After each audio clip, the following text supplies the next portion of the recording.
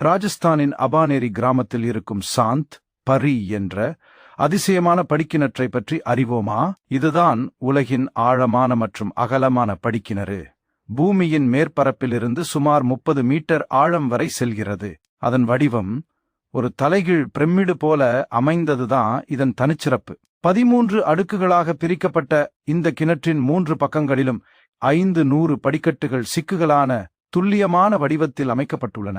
கலைஞரான எஸ்ஸரின் ஓவியங்களைப் போல தலைசுற்றும் தோற்றத்தை இவை அளிக்கின்றன. வறண்ட ராஜஸ்தான் பகுதியில் மழைநீரை சேமிக்கவும் நீர்மட்டம் குறைய மக்கள் இறங்கி நீர் எடுக்கவும் இந்த படிக்கட்டுகள் உதவின.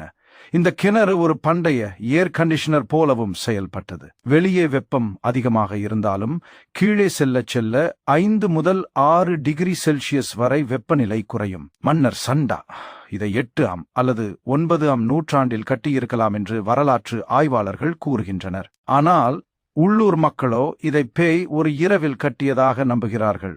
1000 ஆண்டுகளுக்கு முன் நவீன தொழில்நுட்பம் இல்லாமல் இவ்வளவு ஆழத்தில் கச்சிதமான கற்களை கொண்டு இப்படி ஒரு பிரம்மாண்டமான அமைப்பை உருவாக்கியது எப்படி? 30 கிமீ தூரம் வரை செல்லும் ரகசிய குகை இருந்ததாகவும் மர்மங்கள் தொடர்கின்றன. தற்போது இந்திய தொல்லியல் துறை ஏசி இதை பாதுகாக்கிறது. இது பேய்களின் வேலையா அல்லது மனிதர்களின் கட்டடக்கலையா?